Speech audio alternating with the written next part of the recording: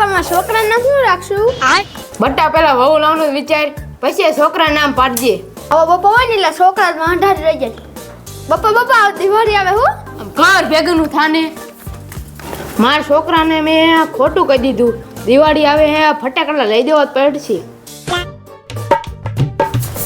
હા માર ભા ઘર ભેગનું થાને. રાજભા તમાર ઘર કોક ગોતા હતા.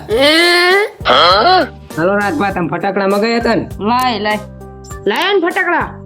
પંખો કાંઈ ગયો? એ પંખા તારું હતું ફટાકડા લાયો.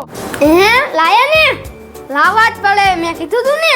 લાવો બાપા હું ફટાકડા ફોડવા જાઉં. કેમ દોડી ગયો? આ મગજમાં થોડું ઓલું થઈ ગયું ને એટલે દોડી ગયો.